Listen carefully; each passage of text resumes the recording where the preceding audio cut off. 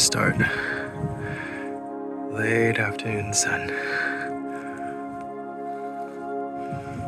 Up we go.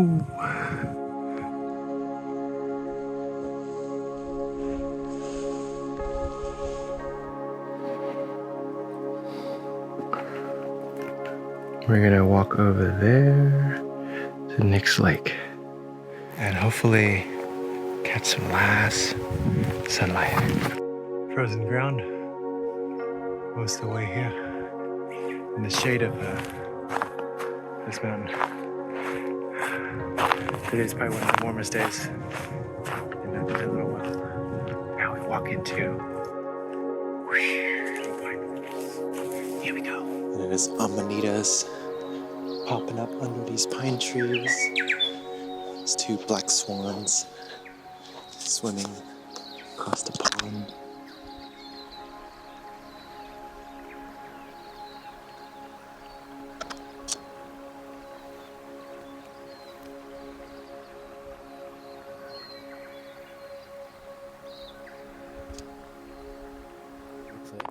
Yeah, the crunch below me is this really cool phenomenon of the sand and mud creating upward icicle structures when it's frozen over. And in this case, it's like a shelf of maybe 3 to 4 centimeters high. And some of it is strong enough to sustain my entire weight, but a lot of it just crunches down as I step into it. Super cool phenomenon. Haven't seen this in a while. Pretty neat. Last light on the peaks. Birds are coming out to play. A real soft pastel-y light. All by myself. Such a good feeling. Such a good feeling. What's up, guys? Ma! Ma!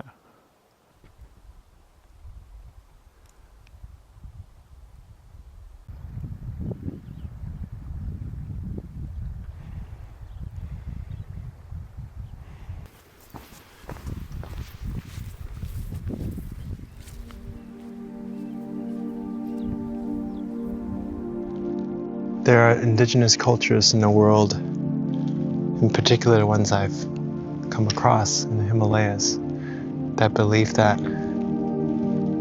Monga, or mountains, is where the gods live. And so it's tapu, it's sacred. And it's not to be climbed, conquered, bagged, it's to be revered. It's storehouses of ice, glacier, which is water, which is life. The myth around it is very rich, and it dates back centuries, if not millennia. And I find that when I'm in these places, I really feel that. The other planet-like landscape that's in these alpine zones, and the erratic wind shifts and temperature drops. It does feel like it's not meant for man to step foot or inhabit. And so there's a special beauty and feeling of, divinity. And for me, I've been shifting in the last decade from wanting to bag all the peaks and checkbox this and that to one where just being amongst them give me that sense of reverence. There you go, reverence. Yeah. There's such beautiful sculptures shaped by wind and ice and rain and sometimes even fire. And in these times of transitions from day to night, with the soft palette and lighting, it's especially, well, artistic, wouldn't you say? It's gorgeous.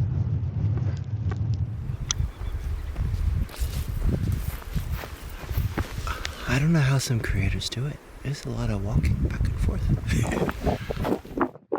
That is where I'll go. It's getting dark. These beautiful hills, mountains behind me. And I think I've found a spot to pitch a tent on the edge of this lake with those snow-capped mountains. Ooh, in the back.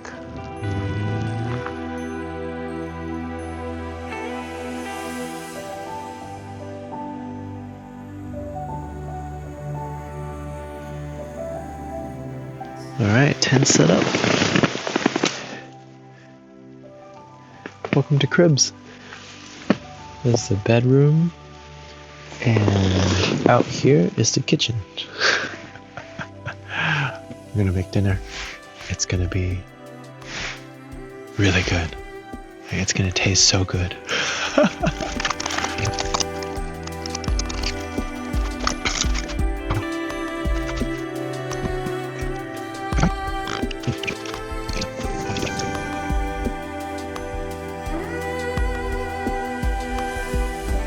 This is how we do it when there's no cutlery.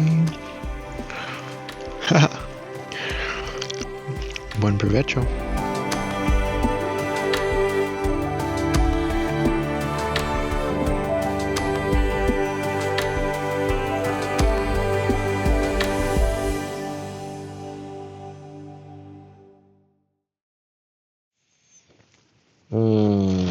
Good morning, world. Waking up to the winds flapping, the tent. I'm not even mad about it because this is the view I get. This is the view I get. What a treat. And on this side is the big mountains.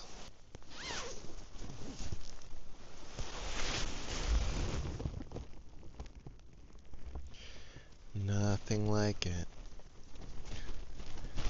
Cup of tea, the camera, nature. Last evening, as I was sitting in a tent and I'm enjoying the last of a podcast I had started listening to in the car. Hi! And finishing an audiobook by Young Pueblo.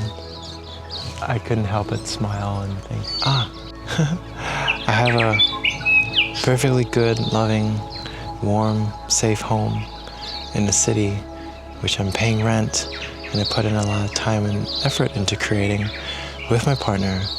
And I choose to drive a car 2 hours out here to camp solo in the cold. What a hilarious thought, truly.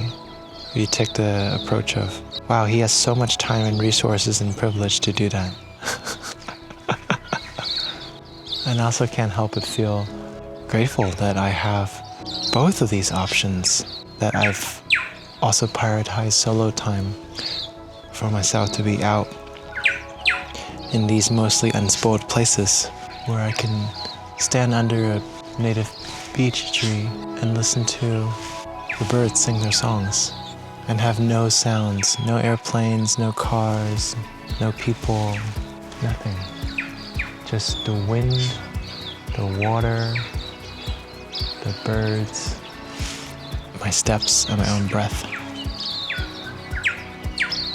Yeah, back to the basics. There's something divine about that, and the sheer beauty that I described earlier is most definitely a part of it. But to strip back down to the basics, food, shelter, warmth, quiet, it really brings me back. It's my moving and silent meditation all in one. Yeah, thank you birds for your beautiful soundtrack, and thank you wind for the fresh air and the background white noise. I don't have to play it through a Bluetooth speaker. All right.